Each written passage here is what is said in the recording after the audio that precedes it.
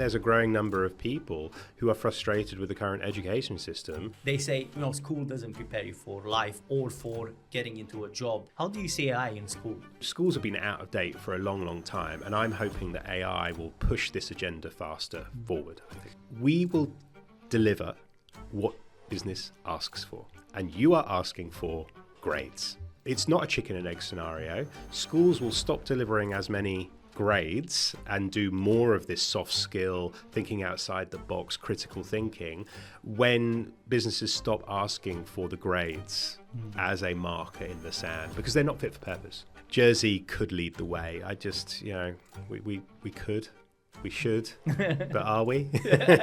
Yeah, that's a good question. But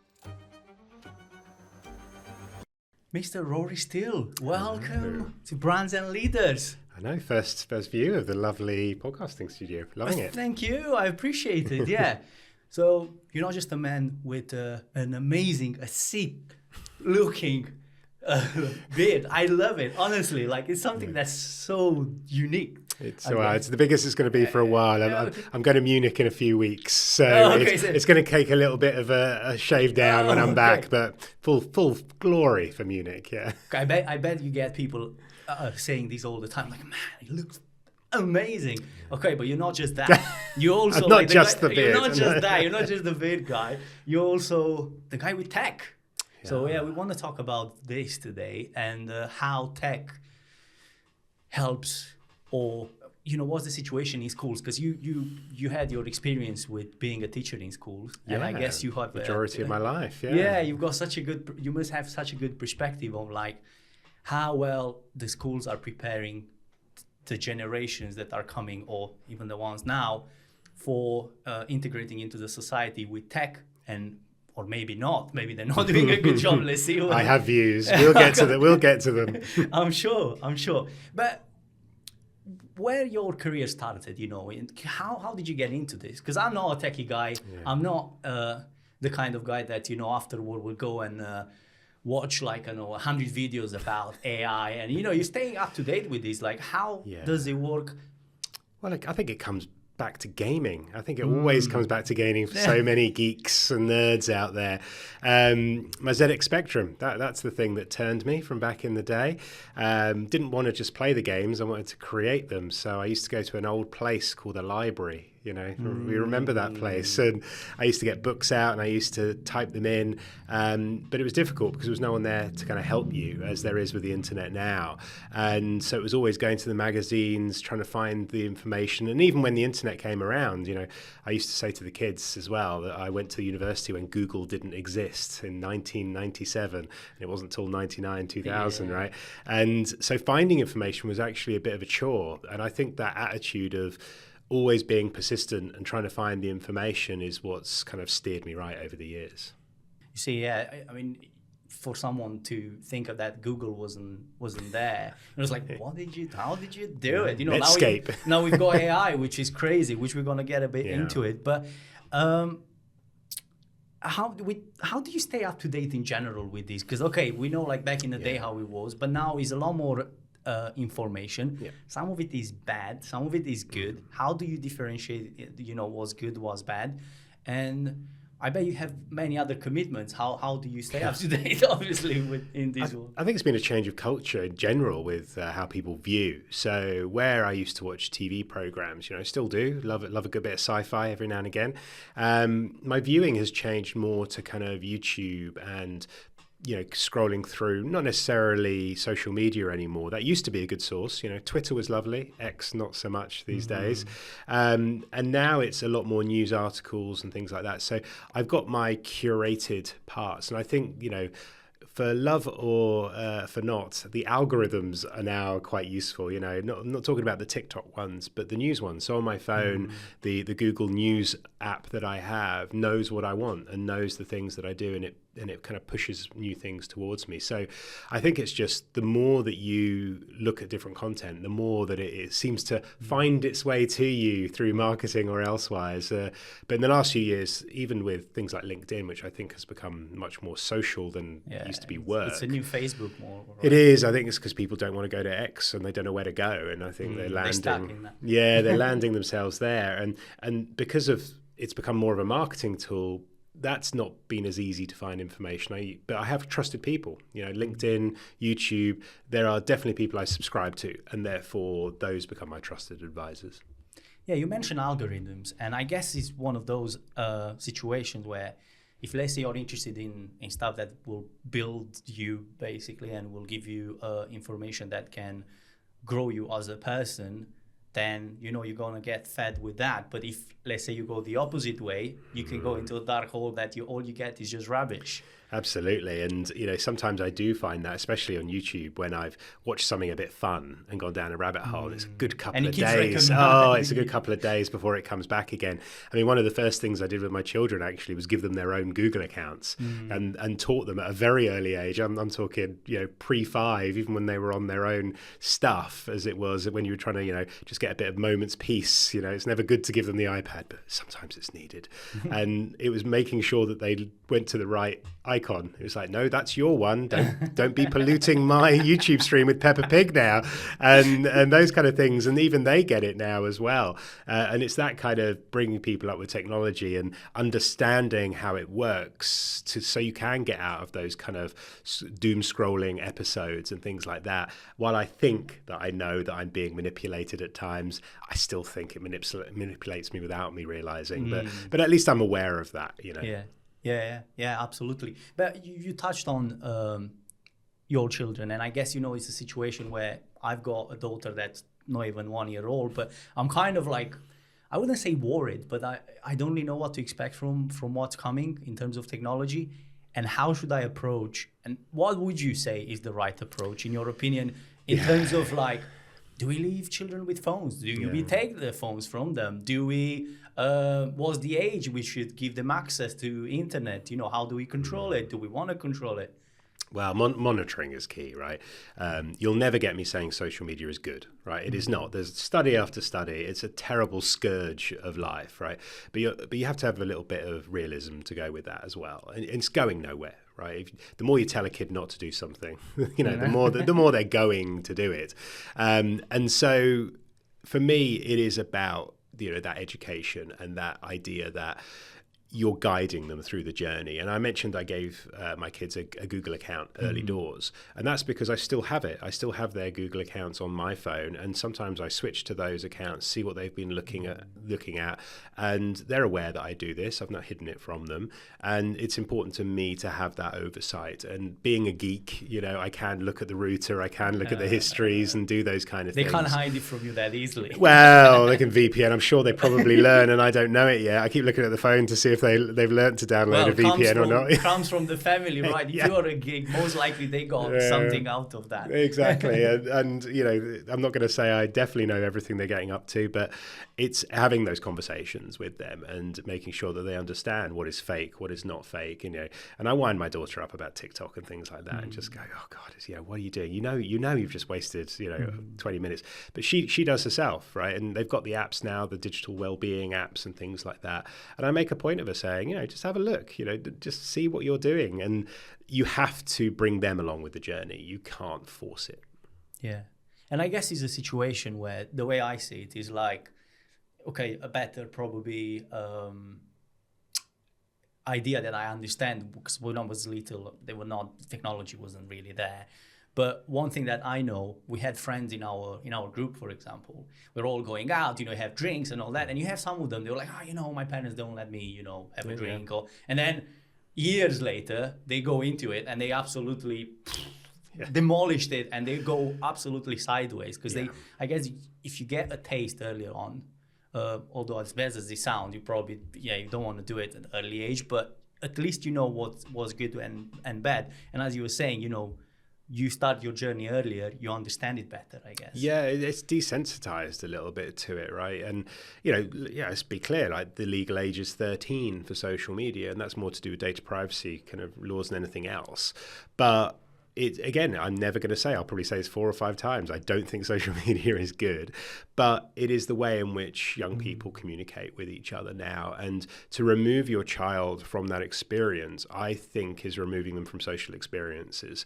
I'm not saying it's a good thing or a bad thing. Yet again, I'll keep saying it, but it is the reality of life. And that's why, I've tried to guide my children through that by coming along with that journey, and like you said, drip feeding it in. My son is still just YouTube Kids, right? He's not on TikTok, he's not on those any social media actually, just a bit of WhatsApp with us and a bit of YouTube Kids, and that's fine. He's looking at shorts, he's doing all those kind of things, he's getting a feel for how it works a little bit.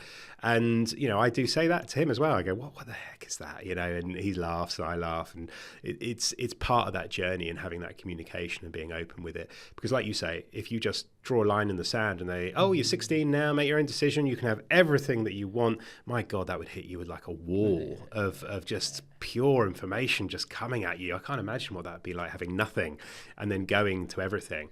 I just don't think you would cope. And I can only imagine how big of a weirdo you look in your group of friends. Okay, let's say you shouldn't care, but still, you just feel like you're just so outdated. It's like, look at this guy. It shouldn't be, right? Again, I keep saying it shouldn't be like that, but it is like that. Yeah, unfortunately. And I think we've talked previously about it. When I was a kid, it was that naughtiness of going to try and watch Red Dwarf. As one of our older colleagues said, it was young. It wasn't Young Guns. It was Young Ones. That was it. It was Young Ones. And it was that naughtiness when you were young, getting away with things, pushing the boundaries. And kids are no different now. But that use of social media and doing it, those are the boundaries. Now, it is much more detrimental to their their health, their mental health. Absolutely. Watching a Red Dwarf isn't the same as being bombarded fake news, snort clips that are just wrong, sexist, misogynistic, everything that's going on in social media. It's a minefield. And I look at the kids today and I just think, God, it was an easy life with us, just watching, Red Dwarfs and things like that. But when we watched Red Dwarf when we were younger, I'd then talk to my close friendship group on maybe a Saturday, Sunday. Did you see the episode? Did you? Oh yeah, I saw it. I said, no, my mum caught me. What happened? Because I can watch it again for a little while, right? There was no record, there's no repeat. They were missing out. They were telling me what happened. And then you got to school on the Monday, the conversation started again with your kind of more fringe friends, as it were, the ones you didn't see at the weekend. And it was a social gathering of sorts, talking about that. And the kids now have had that conversation online as it is happening.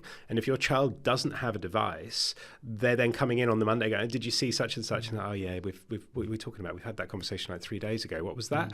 And that's, my only concern. I say it's not a good thing or a bad thing. It's just the reality of life. And I think you need your kids to grow up with a drip feeding of this information so that they're well educated on what is an algorithm, what is fake news, what is all this kind of stuff. But to be hit at it at once, I just think any adult would cope, let alone a child. I think, is it Australia or New Zealand? I can't remember. There is one of the countries that they want to ban social media till Australia. Australia, okay. Yeah, absolutely. They're not the only ones at the moment, but Australia have absolutely done it. From 16, only allowed from 6 or something like that. Yeah, and it's easy for Australia to do. Jersey's looking at the same thing. But is it because we are basically like an island? It's easier to control? Is that the reason? Well, with Australia, it's kind of weirdly the opposite, I think. Australia is such a big force that if they bring class action lawsuits against social media, that means something, right? I think if Jersey said we're suing Facebook, I'm not so sure that would work. I don't know where it would begin. Maybe I'm wrong. Maybe it's something that could happen. But when a whole continent does it, when a whole continent does it, it's a different story, right? But we're seeing the pushback there, even to do with the new Cloud Act that's coming. There was an old argument we used to watch the argument, the old Data Protection Commissioner back in the day. And Emma and I used to look at the Ireland case where there was data that Microsoft had in Ireland. They said that they weren't giving it to the US government because it was in the EU. And then that kind of said, okay, you're right. But then America just made the Cloud Act, which basically says, no, they can get that data now legally. Right, they can just grab it off. So there is a power play with countries now. It's not just social media; it's data in general. But there's literally nothing wrong with banning people from social media. I think it's a good thing because if everybody in Australia is banned, then they're not missing out socially. That was always the issue that I think it was. It wasn't that social media was good or bad. It's bad. It was that you were pushing your child out of a social experience, and they're the pariah of the group. And I think, because I can see from the children's side, especially because they got used to it, and now banning it out of a sudden, absolutely. To have it and have it taken away from you. God, can you you know, imagine, like, go cold turkey. The generation would be absolutely demolished. They'll get over it, right? Yeah. I mean, that's the thing. As long as it's happening to everybody, that's the key. You know, because when TikTok came along, came out of nowhere, suddenly everyone bailed off whatever they were onto that. And I dare say something else might happen, depending on what happens with TikTok in the US and stuff like that. If all the influencers stop making content on that platform and go to another one, the kids will follow those people. So, you know, kids will deal with things being taken away from them. And I think it's a good thing, really, as long as, said, it happens to everyone. You touch on influencers, and I think that's, again, something, you know, that keeps children on platforms thinking that, you know, this is the future, maybe even for my career. Yeah. But obviously that's just like a tiny percentage that can make it at that level. Yeah, so. But again, that's why I love technology, right? It's almost a mirror sometimes to other things that have always happened in technology anyway. And everyone says, oh, this is new. Influencers are new.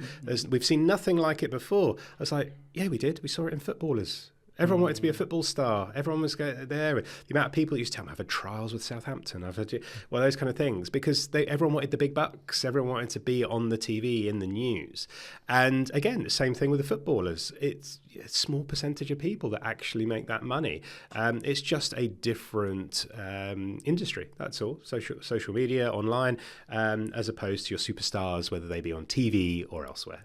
Yeah, because I guess if you go to a class now of children, you go and ask them, like, what do you want to become? And then you have a situation where I know one of our colleagues, Noel, he was saying that we were in Guernsey, and there was this group of children coming to the C5 office to be presented something tech related.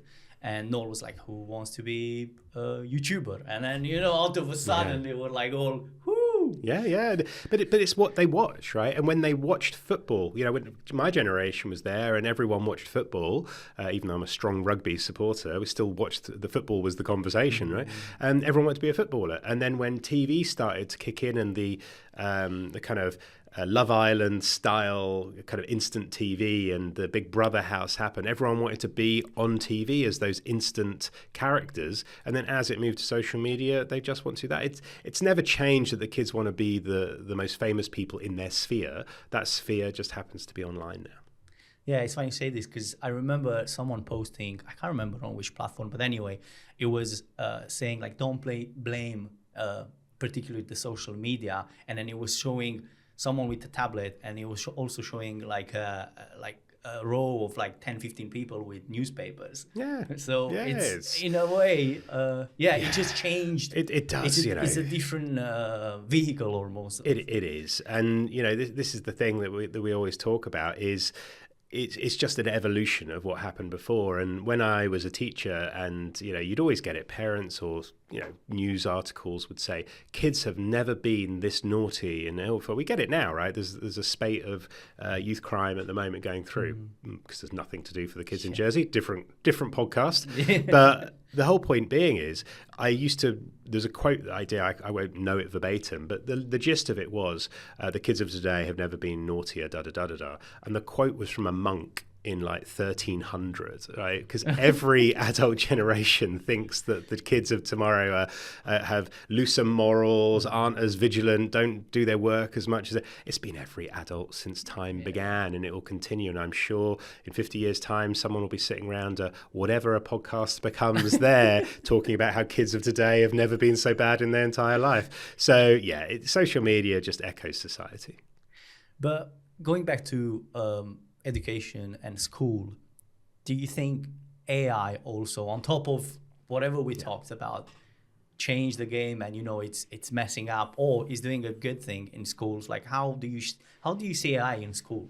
Well, I mean, it's being used by kids, right? They're just using it. Yeah, that's it's just whether they're using it. I mean, at one point, I remember when it was all kicking off 2 years ago or a year ago, the kids were using like Snapchat AI, which was like even worse. It was like the worst of all of the models that you could use, but that was the platform they were on.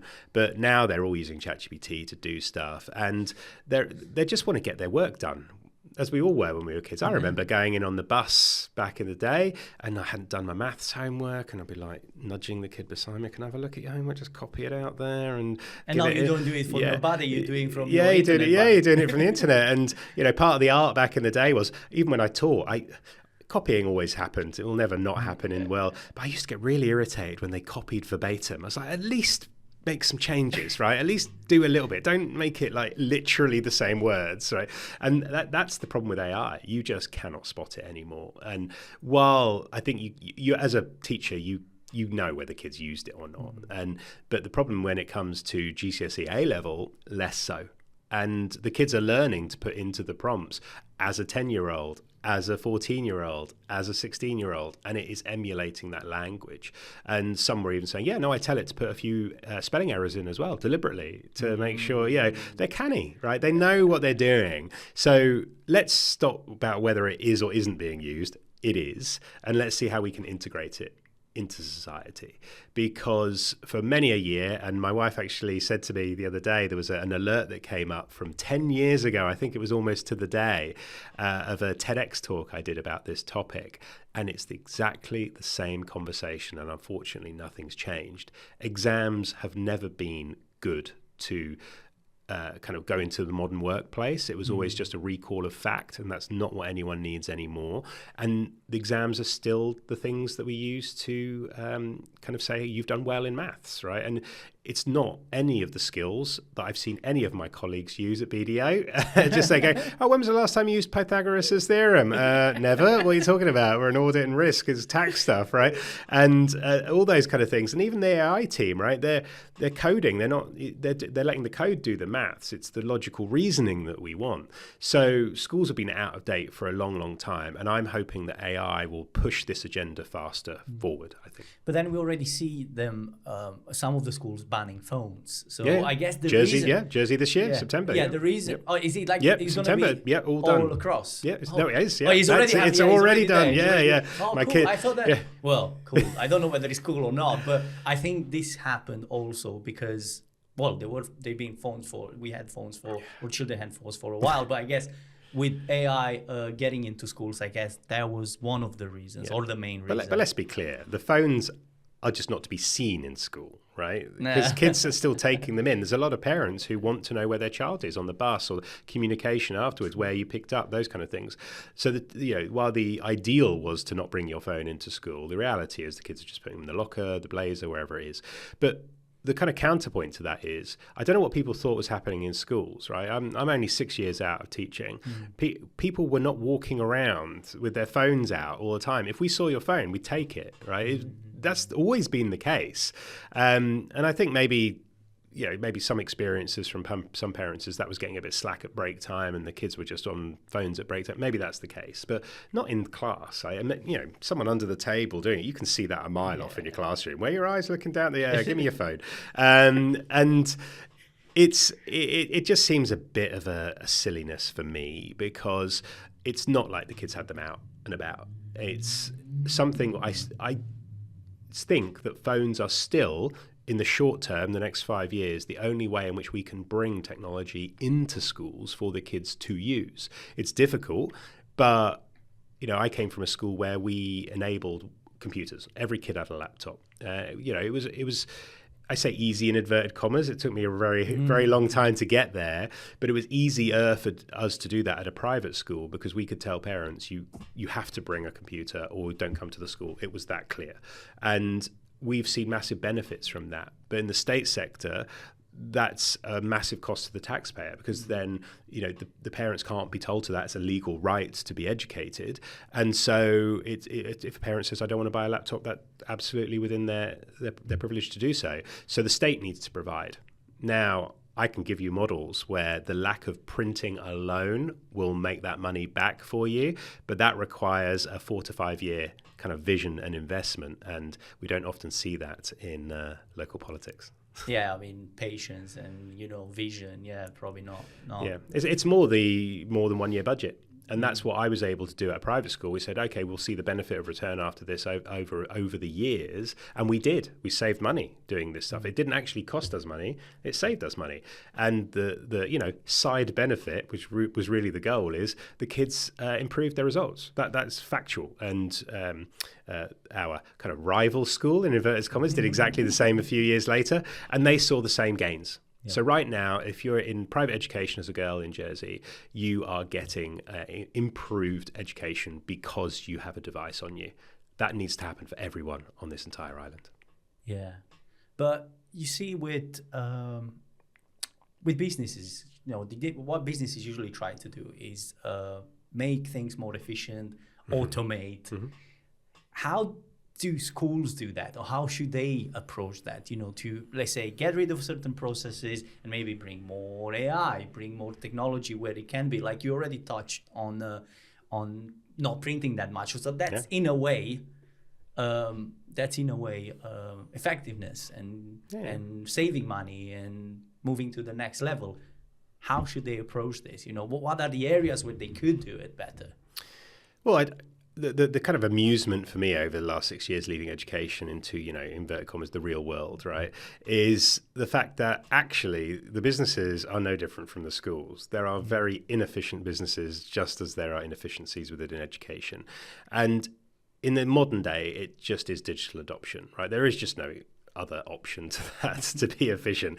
And we see it with Teams, communications. COVID, I think, really helped to leap forward many of these kind of aspects for businesses.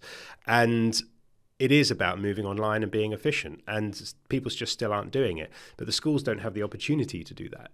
Right, you've got a computer room, but it's booked. You can't rely on it in every single lesson. And we even tried, and it was a mistake I made early in the process of just saying, okay, if you've got a device, bring it in. It was bring your own device, but not everyone did. Some people did, some people didn't. But I couldn't plan a lesson unless everybody had the technology and we could all access it at the same time. And it's the same in businesses. Unless everybody has the same technology in your business, access to it, same online training, understanding, it's always going to fail. And it's the echoes in schools. So it is access. We can talk about how we do it and how we don't do it, but until you give everyone access, they can't possibly change. Yeah. Very true. It's as simple as that, way, but it's black and white, and it's never not been black and white. And it was the main decision maker that we had when we went one-to-one technology. Everyone with a laptop was that everybody just had to have it, and it was just a deal breaker for us.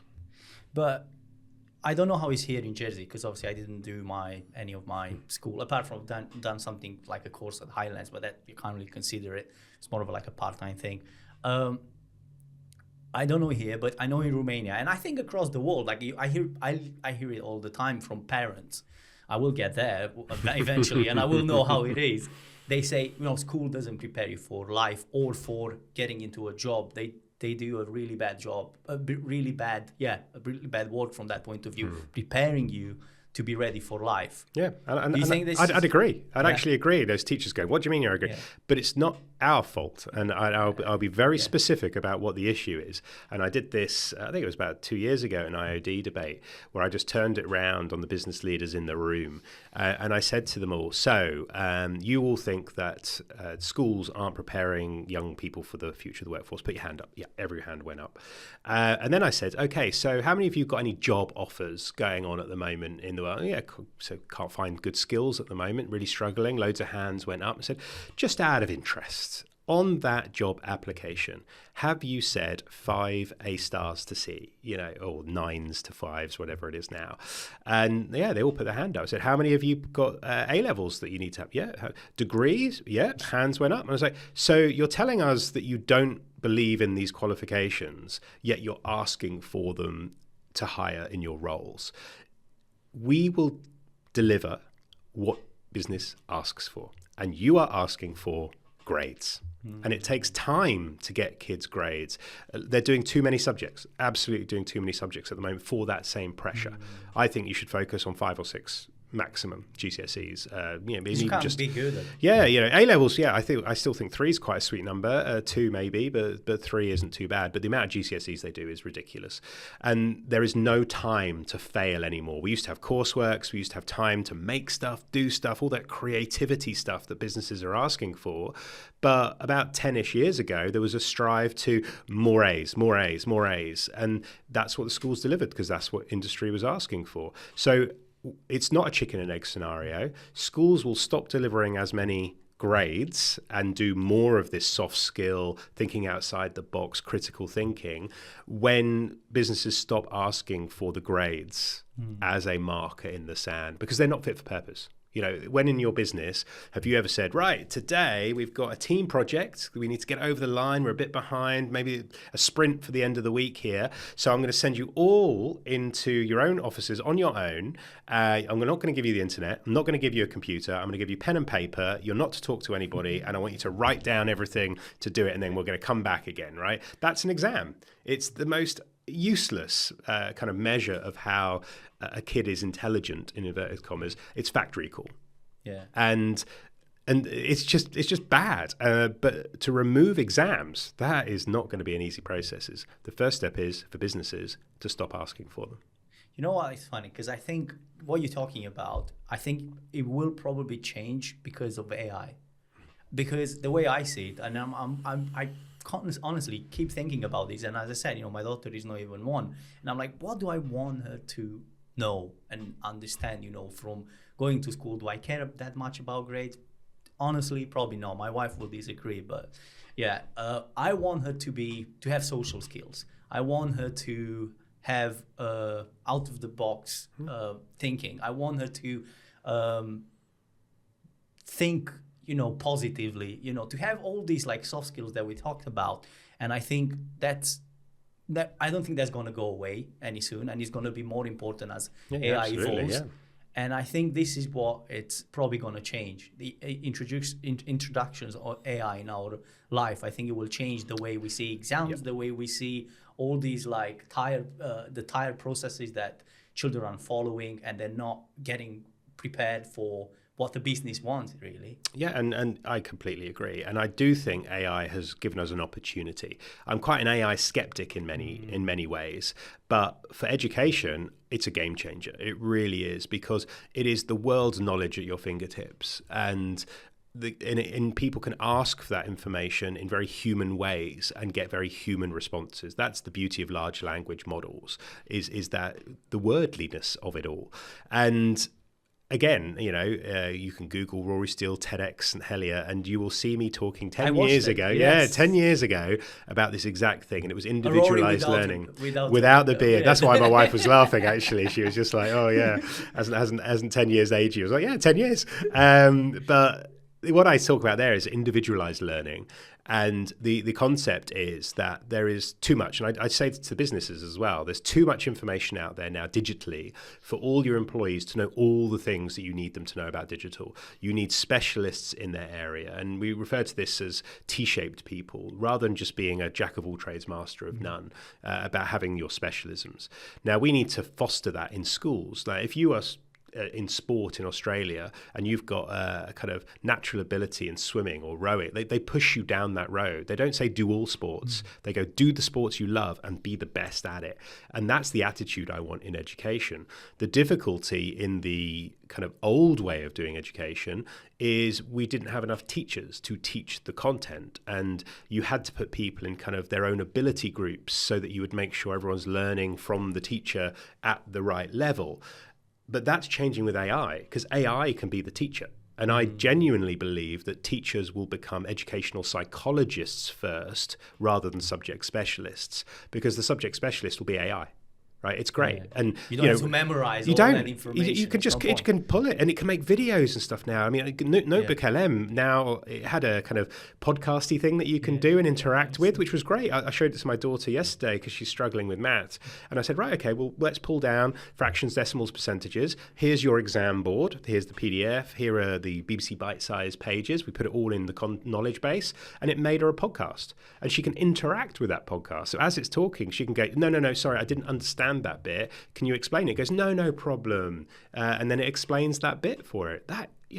And it explains it in a different way every time. A teacher I'll have 3 or 4 go-to ways of explaining it. And then I'm like, I don't know how else to explain it to you. And AI just doesn't get bored of being super enthusiastic and really wanting to help you. And they can make videos with that now. It's a tool that will enable kids in the same classroom of different abilities to learn different subjects, levels, and be excited, and the teacher can wander around, make sure they're on task. But that takes a fundamental shift in how education works. And the leaders in this space for me are the Australians. They do something called pebble-based learning, which is more about community learning, about these kind of tasks that you just get your teeth into, which might be, what do we do with Fort Regent, right? The eternal Jersey question. And the schools use that as the learning question, and people design stuff, CAD drawing, there's maths, there's geography, there's everything, all the subjects about this problem that they understand. And this is where AI will change education. And I don't think we had the tool beforehand. I think the reason schools didn't change, there was no new technology to help them change. This, I think, is groundbreaking. Yeah, and I think it will be forced to change as well. It won't be just a situation where, because like sometimes, going back to business, you have some sort of like processes, that don't work that well, but you kind of got used to it and you kind of continue doing it. Yeah. But as soon as the disruption happens, you literally have no choice. You'll have to force yourself. And I see it now. I think there's been a rise of homeschooling. People have opinions about homeschooling, but I think there's a growing number of people who are frustrated with the current education system. Actually, I wouldn't be against it if I had the time. And I think there was a kind of people had certain views about it for like maybe 5-10 years ago, but now I think people are just really seeing how different education is to the real world. And I can see that now. But back in the day, I was thinking, okay, maybe, but your kids aren't really learning the social skills from other people. There was all these other issues going on. But now I think there's a breaking point in the positives and the negatives of this. And I can see, and I've heard murmurings of it actually in Jersey, of someone wanting to create a new school based around this concept of new learning and new education. And I'd be really interested to see where that goes. I think the time has come for a huge rethink of education.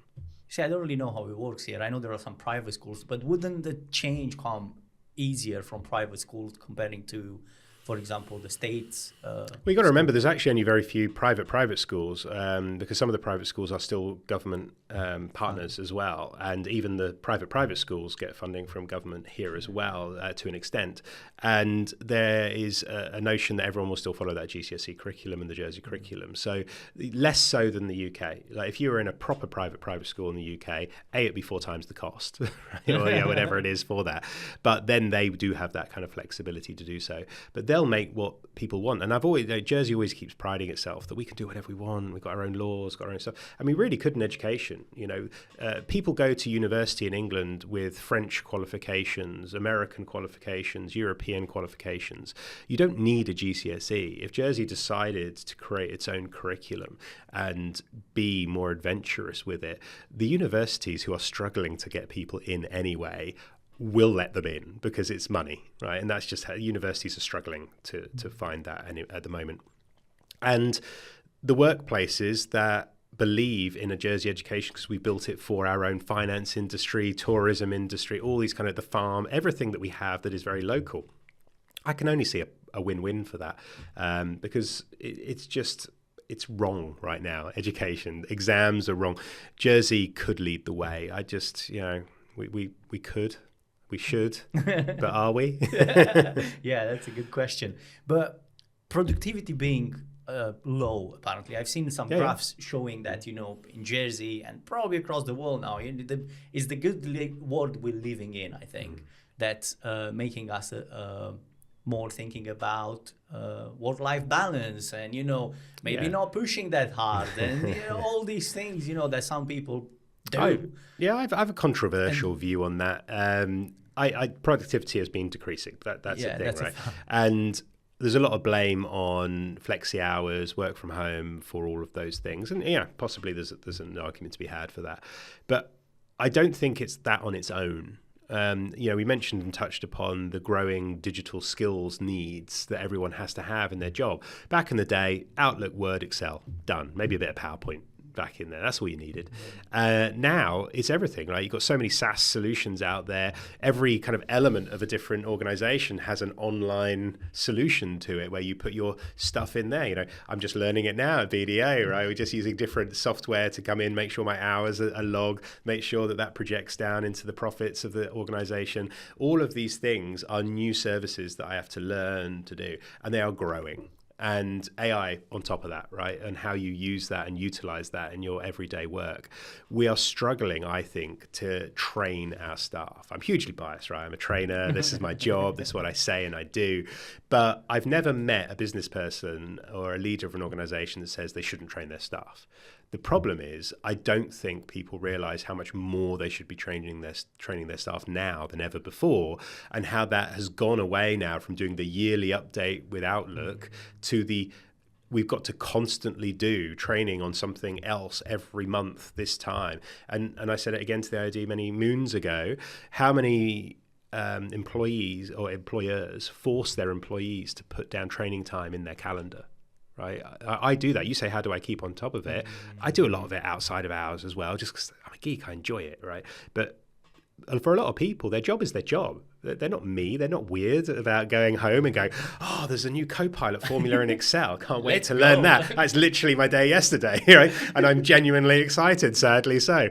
But other people just use technology to get them through their job. They don't go home wanting to be better at it because that's what they think they should do. So that time has to come from inside work, and it just isn't. So as digital skills, the requirements are increasing, I'm seeing training either stay the same or dropping, and then people are wondering why productivity is down. I'm like, for me, it's easy to blame the work from home and the flexi hours, but you don't look close enough to your own organization. And are you looking after your staff about what they need? It's come down to, it's just the woke kids wanting loads of time off and all this kind of stuff. And I'm not saying there's not an element to that, but I'm also saying be honest with yourself about how much energy you're placing into your own employees' training and making sure they're productive and have the tools to be so. And I guess it's one of those situations, control what you can control, and if you can offer them that training. And as you said, that's actually an interesting point, blocking calendar for training, making sure that they stay up to date, especially now with things moving so fast. Probably every update you get, what about if you're going to wait a year, when you get an update, probably let's say every month on certain products, how far behind you're going to be? It's just insane. But what I wanted to get with these, when I touch on productivity, was because I see, the childbirth, in Jersey is in decline. AI is slowly growing as well, kind of fast growing, in terms of like people trying to implement it, do automation and all that. And I see these three things, the productivity, because we are forced not having enough workforce, and also the AI being fine-tuned together in a way to make Jersey work in the future. I absolutely agree with you. I think it was about 5-ish years ago, there was a PwC report, with automation before AI, saying that 30% of jobs, a third of jobs, were at risk in the Channel Islands through automation, right? Low-level jobs, low-entry jobs. I'm like, this echoes to 5 years later with AI, right? But we haven't seen that loss. If anything, businesses keep saying we can't hire the people that we want, right? And there's kind of this, we need to import more people in, and the old immigration debate. But I agree with you entirely. I think had AI been invented in the way that it's been invented 10 years ago, people would be genuinely worried about employment and unemployment. Now, I think it's come at the right time to help us fill the jobs we can't fill, right? So, that the whole kind of low-level data inputting things, fine, let AI do that, great. Upskill your team who were the low-level employees doing that kind of data inputting, bring them along, training again, we come back to put them higher up the kind of food chain, as it were, with digital skills or skills within the organization. Use AI to do the dirty work so you can spend more time talking to your clients and doing your BD, your customer engagement, all those kind of things that people not put to the back burner, but they're just getting the function of the day completed. So I think AI has come at completely the right time. I don't think it's going to take jobs away in grand total, I think some jobs will be replaced that are the kind of low-level data entry points, but other people will just move and adapt, right? I always remind people of the loom, right? The story of the Luddites. And it always surprises me how people don't see that over every technological revolution, we've adapted, we've changed. We found opportunities. Of course you have. It just changes as it always was. And people will find a way forward. And I just, you're saying, the population decline entirely, AI is the solution, not the threat. And I think a few years back, as you kind of touched on, population decline was even a biggest worry. I think now, although it still is, let's be honest, because we've not got it figured out yet, it feels like, well, we might lose some jobs, but probably we're not going to lose that many, because anyway, the childbirth, it's not high, so it's almost like going to balance with everything in a few years' time. Who knows? Yeah. And the furore of what AI is capable of, I think, has died down. Is it wonderful? Absolutely. I love AI, right? On a daily basis, I'm all over it. Super enthusiastic about where it's going to take us, but it's not going to do everything everyone said it's going to do. The age of agentic, and yes, it's here, but it's also the hype, I guess. It is, and it has been oversold. And the analogy that I was giving to a team yesterday, which unfortunately I wish it was my words, but I heard it from somebody else on a video, I think it was. And he said, "Yeah, I've got a 1-year-old and 2-year-old now. And I've been looking at their growth from 0 through 1 up to 2, and I've got it on a graph, right? And I'm projecting that graph upwards on their growth projector. And by the time they're 25, they're going to be 25 foot tall."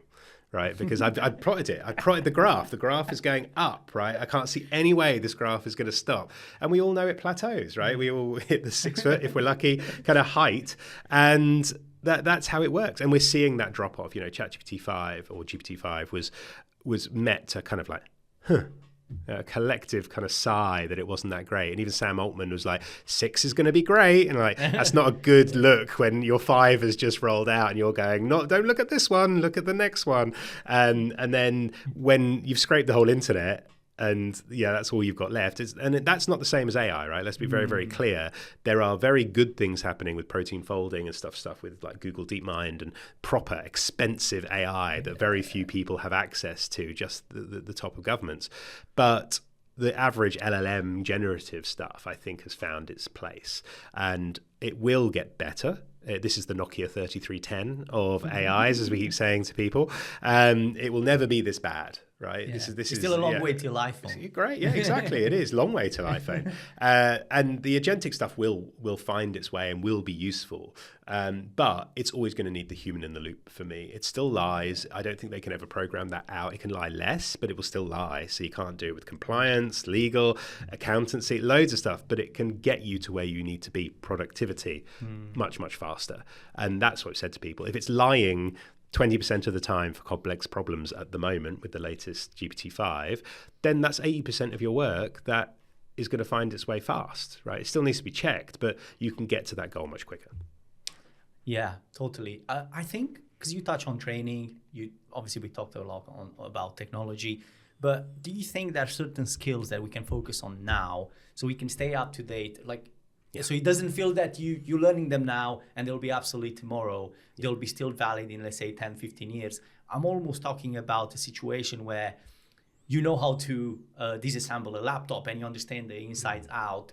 And although technology changes and, things change, you still have an idea of like how things work, and you can apply that mindset to the coming technology.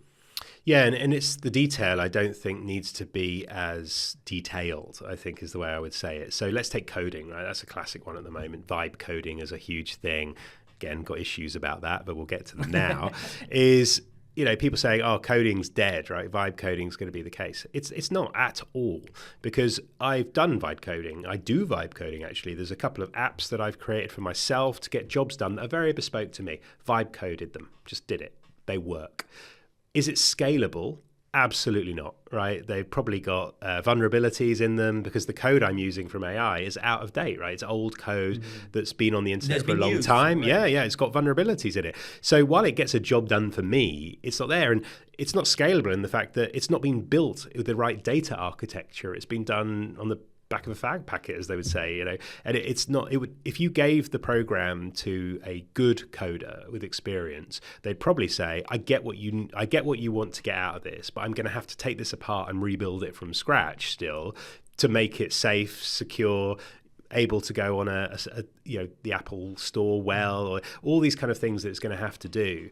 But I think it still gets coders to their job faster because they know what they're doing. But they're being very specific. They're not saying, make me an app that does X. They're saying, make me a module that does this, that's going to fit to this, because they understand it's just a small part of the project. They understand the architecture of it all. So for me, having that more holistic view of a problem, so maths, right? You talked about that. I don't need to know how to do Pythagoras line by line anymore. I need to know why I use Pythagoras. Why is it useful? Why is trigonometry really important for computer graphics, for satellites up in the air, for numerous amounts of things that trigonometry actually relies on. But I don't need to do the function anymore. I need to know what its use case is. And I think that's what we need to do, build people that understand the parts and how to join them together, but not necessarily have to do the understanding. There's still going to be niche people that need to do that. Who's building your microchips? Who's doing those things? And we're not even going to talk about the physical world of building and being an electrician, all those things that AI is not really going to get rid of anytime soon. So yeah, that's how I think education and thoughts change, is more about understanding much more kind of general knowledge, but not the detail. What I want to touch on, you posted on LinkedIn like a month ago or so, a video with you created by AI, basically. AI Rory, yeah. AI Rory. I even spelt it the Gaelic way, so with AI in the middle of it, Rory. So what I want to get is fake identity, voice cloning, and something that's quite scary because probably, let's say, I don't know how long this is going on, but let's say 3 years ago, because I don't think there was much going on 3 years ago. No, in terms really. of, let's say 3 years ago, you think, well, if it's a video, you can kind of trust it. We kind of knew Photoshop, like everybody knows Photoshop is a Photoshop. Yeah, you can still tell, right? Yeah. But with video being something that gets deteriorated by this AI, how do we get the right information these days? Where do you think this is heading? Because I feel like it's going to be a revolution in a way that... Oh, it's scary, and I did say that while I was still in my kind of waning years of teaching, shall I say, as I was leaving the school. I said to the kids, the sixth formers particularly, I said, I wouldn't want to grow up now with this kind of disinformation that we have. We used to say you can't always believe what you read, right? Because someone can write that down different than newspapers, depends on which newspaper you want to read, right? But now it's a kind of, you can't believe what you read, see, or hear. It's a terrifying kind of outlook on life. And the kind of growth of it has been, I don't like to use the word exponential a lot of the times because it's very overused, but it has been exponential because we've seen a 2,600% rise in AI fraud in the last year alone. It's crazy amount. And that's because for the scammers, it has a return of investment on this. And if we look back in the day to sending emails, the Nigerian prince that wanted to lend you £3 or £4 million to keep safe for a while, that kind of thing, it was obvious, right? The spelling, punctuation, grammar, the story itself, ridiculous. And even with AI now, the scammers are using AI to write the scam so that the English is flawless, the spelling is flawless, and the scams are the most written about scams that worked. AI knows what works. And so it's actually telling you the most successful ways to do it. And that was just on text. So if people were falling for emails that were bad, because they would, people say, who would fall for it? Well, somebody fell for it. That's why they did it. And, and now it's not so obvious. I talk with my mum all the time about this. If you ever think there's something like dodgy, just send me the message and I'll have a little look over it. And she's got to that point now where she now goes, oh, I think I've spotted one. And I'm like, excellent, my inheritance is safe. But the kind of concept there is that was with text, right? And there was a news article in Jersey saying how quite a lot of vulnerable people were falling for text-based scams on their phone. So if that's getting better, really flawless now, audio is now, I don't think you can tell anymore with audio. I've got something called 11 Labs that I use very regularly to clone my voice. And over the last 3 years, it's gone from, it's given me a bit of an American twang, Australian twang to it. But that's getting better and better. But now now I just can't tell. Right now, I can't tell. So if that was over if that was a video call on WhatsApp, which I think people are going to use to scam, hi mum, because kids have got YouTube channels, right? Everyone wants to be a YouTuber. We've discussed this, and I saw it recently with some kids at a campsite. They were down, and it was a good bit of fun. It was like a group of them actually making their own videos together as a group. It was very social, it was very good, but that's online, right? So I could get that kid's voice. And I could clone that voice and then send a parent, if I was doing some spear phishing attack and going, oh, I'm in trouble online. I need you to send me some money. And people were falling for that with text, let alone hearing their own child on a thing. And video is catching up fast. You can still tell. Right, AI Rory his mouth doesn't quite move right. I think that's to do with the beard, if I'm being honest. But it can't quite work this beast out. But that is going to get better as well. We've talked about the Nokia 3310 of AI. That's going to be flawless. And we were discussing in work the other day, are we going to have to go back to wet ink signing of papers because we can't trust the other side? Or is there going to be a code? You're like, are you really Rory? Like, tell me the code. Yeah, absolutely. And I do think that whole kind of cybersecurity and digital KYC, I don't even know what the argument for not having, island-wide digital identity is at the moment. We do it with our tax. We do it with everything else. There's a real, I used to say it years ago, and I still think it's true to this day. I think there will be a time you're given a state-issued phone or choose your own. It'll be the worst phone known to man. So it'll be like, yes, you can have this brick or get your own. But having a phone to do voting, pay for stuff, get on buses, you go back to kind of WeChat in China, where that's the app they use for everything. You go to Estonia, where they've got all digital services. There's countries already doing it, and we need to adapt fast to this kind of stuff to avoid the cyber threats that are out there in present danger. Yachty is something that's kind of different, but I guess it's identifying who you are, right? It means I don't have to do a paper tax form, so great, right? And you've got the My Jersey, the We Jersey, the other ones that are out there as well. So I guess similar to this, but just a bit more next level. It just isn't just you are who you are for a government tax form. It's everything that we do, right? You get on somewhere, this is me. Right, even ID for getting into nightclubs, right? Stuff. That's what it is. It's a phone. It's a tappy thing. It's not. Oh yeah, remember? This is my brother's kind of passport. My brother's driving license, who looks a lot like me, and I'm just there looking. We've all been there. The bouncers when we were 17 years old, trying to get into nightclubs, and that's the thing. I don't want to be one of the youths of today because digital ID is going to be the one. Where's your phone? That's you, or that's not you. But a lot of things in this cyber threat world of vishing now, because that's the term, right? It was phishing, now it's vishing. These things weren't words 2 years ago, and now they are. And that's how quickly the change is happening. And unlike other frauds of the day, this is happening so fast, I think governments have to react ultra fast to protect society in general. Yeah, unfortunately, I guess most of the times governments usually react instead of... Well, we are in react mode. We are in react mode. People were falling for tech scams. They're going to fall for this new stuff, right? Absolutely, they are. And it solves a lot of problems. It's in Jersey specifically. I don't even talk about the rest of the world, right? It solves everyone's automatically then registered to vote. They could just turn up on the day and vote. They could vote from their phone. If they wanted to. We've got one of the worst voting. You said that. I think they already done that. They do. The Estonian, we went to a talk with them. I think you get a text message like hours after your baby's born with the ID number of everything. And I think it's a situation where you don't even need to reinvent the wheel. There's people doing it blueprint. And doing it well, right? And we've got one of the worst voting records I've seen anywhere, like percentage turnout, and that's how you fix it. you fix it. Oh, it's voting day today. There's the alert. Who do you want? Oh, there you go. Doom. Oh, I think the main reason is because I actually thought about this for a while now. We don't want to go political, but I think well, it's all linked, right? Political, KYC, cyber threat. You need to sign up for votes. Yeah. You need to. And I just feel like if let's say, as you mentioned, it was something that we could do a bit more digitally. That you don't have to go through all this pain.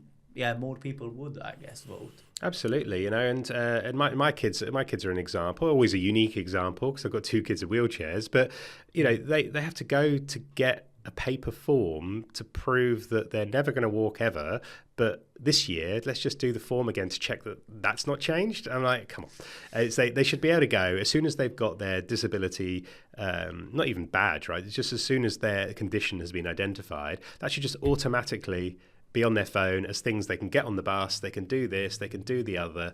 And it's not just for disability, lots of other aspects in society where once you've been kind of pigeonholed or you've been put into some category, that category follows you around and you don't have to keep filling in forms and doing things, and that's just the paper-based world we do. It's almost like this open chat with ChatGPT that has all the information about you. It's almost like I've got a driving license in St Helier right now, and if I move to St Clements, that information has not changed yet.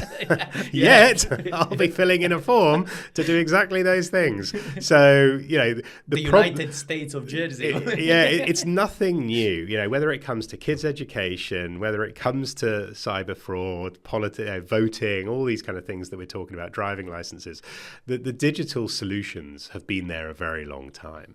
But what, as we've kind of been alluding to here, is I think AI is helping to fast forward these issues and offer quicker solutions. But AI, some wild predictions for the coming years. So let's see what we've got. Like, what do you think will happen? It's kind of hard to I wouldn't say 10 years because before, like, everything you talk about tech would be like, what about in the next 10 years? And now it feels like you just can't go that far because it's just scary. No, in 10 years I'm super kind of enthusiastic about where quantum kind of computing might go. Do we have robots in 10 years? Yeah, that's the thing. I don't know why this kind of persistent want for humanoid robots has come from. Actually, it feels like it's a need for whatever reason. Yeah, we're not fit for purpose for a lot of jobs. Right? That happens there. The need for you see the burger flipping robots stuff. Yeah, that's all just, it needs a spatula that goes around. It doesn't need to have a head and all these things that people are fascinated in doing. But integration into technology is absolutely there, right? You know me. Yes. I've got my glasses in here. I'll stick them on. I'll start talking to Meta right now. Here we go. Oh, it's going to go on now and do it. And I'm used to doing that, right? I was in America, lost, and I just said, "Where am I?" And it took a photo, and it knew where that place was, and it told me you're on 4th Street. Right? I said, "Where's my hotel?" Oh, it's around there. That is inside these glasses right now. And my new. I was an Apple fanboy #1 back in the day. Still am. I love my Mini Mac, right? But phone-wise, my Samsung phone with the earbuds that I have live translation in them now.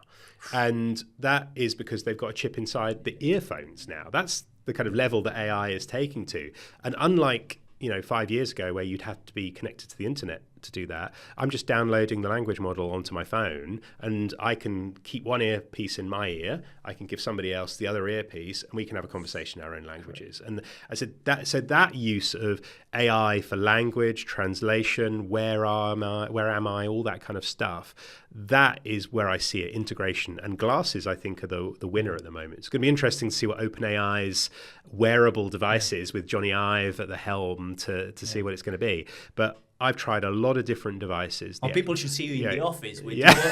I've got so many different glasses. I've got my X-Reels. Exactly. I've got these. They almost look like sunglasses, and you're just looking like this. The VR headset. You look so dangerous. Like it's about to do something. And then I realized that you actually have your screen basically there. And that's the integration. So robotics in the future, but integration, right? I'll be ditching these bad boys really soon when the Google ones drop. I think it's the end of September. The announcement's going to come out, and then we'll see when we get hold of it, when the actually screen is inside it, and I can wear them and I can talk to it. For me, integration of AI, Meta is actually leading the way. This was an accidental win, those glasses for Meta, and they've they've gone, wow, I didn't realize that was so good. Because people do want just access to tech, but they don't want to have to, I love my VR headset, but it's a chore to put on. These I just stick on and I use them. So that functionality and AI integrated into technologies, I think you'll find it, AI in your fridge, in your microwave, because you imagine talking to your microwave and saying, right, okay, I've got a 300 gram, well, you won't even probably do that. It might have scales inside it, right? It said, you got chicken inside, may not even have that. The camera may already work out that it's there. Just cook this, please. And it'll go off and it'll do it. I genuinely see that as a thing because we want our lives to be easier. That's where the win out is. A robot's going to cost how many hundreds of thousands of pounds, right? It won't be accessible. So for me, people might do it and they might make test pieces, but the wearable AI and that kind of integration in everyday life, that's low barrier access. That's where it's going to be. So I think we're going to see the models, they're plateauing a little bit with large language models. We'll see governments with their high-end AI use proper AI. We'll see some stuff that they're doing. But for the everyday consumer, wearable tech inside your car, inside your house, home automation hasn't been cracked for ages. Loads of people have their devices in the house, but none of them talk to one another properly, right? Alexa's there, but it doesn't talk to that. And I think that's where we're going to see it inside the home. Now, I guess most people will know you from Digital Jersey, but you made the move, and not long ago you joined BDO C5 on a new journey, but still training, still technology. You won't take the teacher out of Rory, Still technology. What can people expect from this role, and how can you help businesses, that want to get better? Because I think it's more a situation that what you're trying to do, it's get better with what you've got, but also think about the future. Yeah, and it's been that, there's been a movement specifically with AI kickstarting everything. And what's been really fun has actually been seeing the work that the team's been doing, the data and AI team specifically, because they're the ones I see most actually, and seeing the stuff they're actually creating, right? The BDO chat, right? And Vega and Apollo, they mean nothing to the listeners here, but everyone at BDO is going, yeah, use Vega and Apollo all the time. Having actually got a team, a big team of very clever people, cleverer than I am on this stuff. I am that jack of all trades, right? Master of none. I'm the one that pieces all the parts together to make something great. And to have a team that's actually making really cutting edge stuff, that's been super enthusiastic for me. But it's helped me understand the applications for business. I think that's always been where I've enjoyed kind of my output, why I enjoyed being a teacher, why I enjoyed my time at Digital Jersey, why I'm loving BDO Stars at the moment, is I can see all these different things that people are doing, and I just go, oh, if you take a bit of that and take a bit of that, and we've got a new thing that's going to change it. And it's also very situational for businesses. We say, you don't know what you don't know. It's always been a phrase. And for me, that's never been more poignant. I can explain why this technological solution for this business is great, but another business doesn't see how they could apply the similar things. So that's where I go in and say, well, actually, let's have a look peek behind the curtains and go, well, why is that? What's that happening? Why is a person involved there? They don't have to be. Where's automation? Where's all this? And sometimes people just need a guide. So for me, that's the real output and the thing that I want to do across. I've always wanted to do the iron. I'm a Jersey boy at heart. I just want Jersey to be great, right? It's a bit of MAGA kind of talk there, make Jersey great again kind of thing. But genuinely, I mean that. I love the island and I've always done so. And I get a sense of pride when somebody has just done something that improves their life, whether that's a business, whether that's a child learning a new part. And I think it's good because I still see some of my old students who are depressingly now in their 30s. So I think some might even be getting a little bit, towards the end of that. And they still say hello and they still do it. And I see sometimes someone say, I went down a road that you showed that me. Means you had a positive and impact. I love that. And whether that, I think TikTok was the death knell for me in schools. I just couldn't get it. I just couldn't get it. So I was like, maybe my teaching years are over and I'll leave on a high, right? When I was relating to them in all the peak of my relatability with the kids. I'm just getting old now. And then moved to businesses to do that. And, the one thing I do laugh about is, I think training adults in many respects is harder than training kids, because kids genuinely, whether they like you or not, they genuinely know that your job is to get them a good grade, to help them out. Whereas adults are like, no, I know what I know. You're not going to change my mind. But so I enjoy that challenge as well, about showing people different ways of doing stuff when they've done it one way all their life. So really enthusiastic about the way forward, and just it's been great just to be part of a big team actually, and seeing specialists just get hold of meaty problems. And for people that want to get hold of you and talk to you, where are you most active on social? Yeah, LinkedIn now. Yeah, I've slated it for being too social, right? And I was saying, but then you still have to connect somehow. Yeah, and that has been it. I love Twitter, and I'm still on X, right? But I don't like it. I'm just there. I post the odd things that are on it. I'm too old to change to Instagram and all those kind of things that's there. Blue Sky, I wanted it to work. It's kind of there. I'm still Is it still going? Yeah, I still thought it was a dabbling. Big hype, but then you kind of... No, I find it again. It's like the early Twitter, where you can go in and find good kind of information. It hasn't been kind of turned to the dark side like Twitter and stuff. I'm not saying it's not there, but it always was on Twitter. So I still feel it's a safe space as such. But yeah, LinkedIn is on a gold mine actually, because people don't know where else to go. So I'm always there posting my crazy thoughts, AI Rory. You will see my other X-Real glasses. That's my post next week. Now I've played with them a little bit. I'm going to show people. I'm finding it hard. I have to put a camera behind them to see what people see. It was easy on the VR headset, because I could record screen, but I can't do that on these other ones. So I'll think of a way of doing it. But yeah, the tech is moving on. I'll keep always being an early adopter. And if you want to hear my honest thoughts about things, just have a look on LinkedIn. Cool. Rory, it was a pleasure. And love I really talking. enjoyed this. Thank and you. we could go probably for hours, just because you've got so much information to share. But we'll get you back, because tech evolves. Different topics, different things. It'll all be everything. changed next year. Remember that podcast you did last year, Rory? You're so out of date. You got so much stuff wrong. So anyway, we'll get you back. When things go change, go differently, go bad, go right. I don't even know how it's going to be.